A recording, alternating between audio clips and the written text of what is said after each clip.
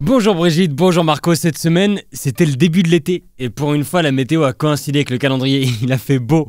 Vous savez comment je sais ça? Parce que c'était impossible de bosser. Vous, c'est facile, Brigitte et Marco, vous travaillez avant que le soleil se lève, vous avez absolument aucun mérite. Vous êtes des lâches. Alors certes, il y a des métiers qui sont plus faciles à faire l'été quand il fait beau. Maître nageur, vendeur de lunettes de soleil, exhibitionniste, panneaux solaires. Eux, ils ont la belle vie ces jours. Mais moi, cette semaine, c'était impossible d'écrire. C'était un complot des éléments contre moi. Déjà, ils nous foutent 4 matchs de l'Euro par jour, avec les plateaux de la RTS avant et après les matchs, où j'étais sur le bord de mon siège pour savoir si les juniors féminines du FC Pied du Jura allaient faire la hola ou pas, ou pour essayer de chronométrer Stéphane Anchaud pour voir s'il battait son record de 12 mots par minute. Là, ça fait déjà 6 heures dans la journée qu'ils sont loin, sans compter qu'il y a un marchand de glace en face de chez moi et que je vois plein de gens ressortir de là et engouffrer leur bouche dans leur boule gingembre ou poivre du Népal. Ouais, c'est un marchand de glace bobo, j'habite Sougar. Et mercredi, le jour où j'écris cette chronique habituellement, c'était le défilé des écoles enfantines qui passait devant chez moi. J'habite vers le cinéma moderne à Lausanne, sans doute bien connu de nos auditeurs, surtout ceux qui font semblant de pas connaître. Alors, regardez des enfants dans des costumes trop choux qui se demandent ce que font les dames très souples sur les affiches, ça m'a passionné au moins 1 heure. Et rajoutez à ça les klaxons et les cris jubilatoires des supporters tout contents de la qualification de leur équipe, ou les clinquements de verre des apéros des étudiants qui fêtent la fin de leurs examens. J'ai même été contaminé par proximité et j'étais de bonne humeur. Quel sentiment étrange. Vous savez à quel point c'est mauvais pour mon business, la bonne humeur. Tout le but de cette chronique, c'est de m'indigner chaque semaine contre un truc qui m'énerve. Je fais comment quand je suis de bonne humeur? Je suis au chômage. Pour moi, la bonne humeur, c'est comme la kryptonite pour Superman ou la Constitution pour Manuel Valls. Ça m'empêche de faire mon boulot.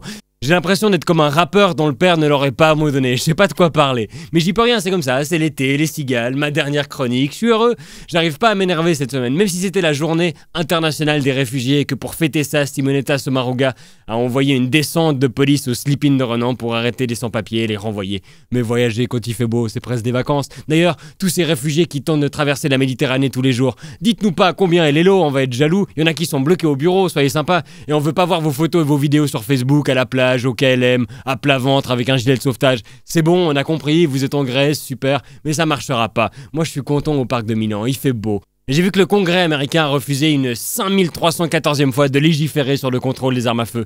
Mais c'est dur de s'indigner 5314 fois. Les démocrates, ils sont assis sur le sol du Congrès pour symboliser qu'ils bougeraient pas tant que ça bougerait pas.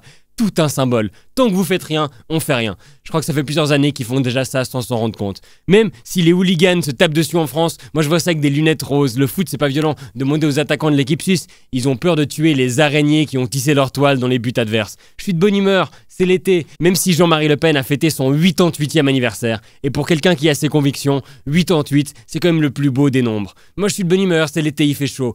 Il pouvait même faire un petit peu plus chaud juste à Saint-Cloud, une espèce de canicule géolocalisée. Non, vous savez quoi?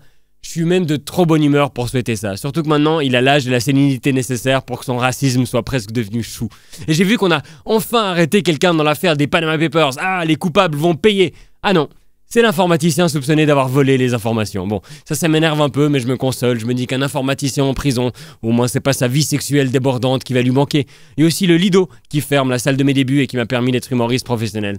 Car une grande banque qu'on n'a pas le droit de citer, mais qui rime avec bandit cuisse, veut détruire le bâtiment parce que la culture, ça rapporte rien. Et la rentabilité, c'est important. C'est pour ça qu'ils ont payé leur patron 19 millions de francs en 2015. Même les joueurs de foot, ils ont la haine. Mais c'est l'été, il fait chaud. Bon, ça veut aussi dire que c'est l'occasion de se rendre compte que son collègue pue sévèrement des sous de bras, et comme je suis tout seul, ça veut dire que c'est moi.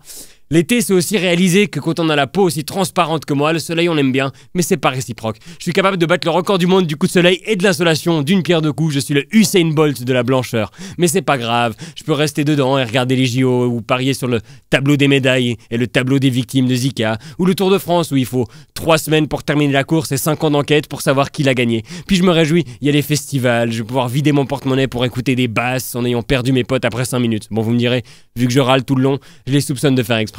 Ouais, je crois que je suis pas doué pour être de bonne humeur. Chasser le naturel, il revient au galop. Ah, l'été. Heureusement que ça ne vient qu'une fois par an parce que sinon, je sais pas comment je ferais avec ce surplus de bonheur. Je suis obligé de me reconvertir dans un métier d'optimiste comme présentateur météo, acteur porno sans capote ou politicien de gauche.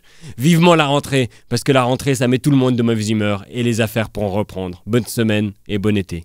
Courage.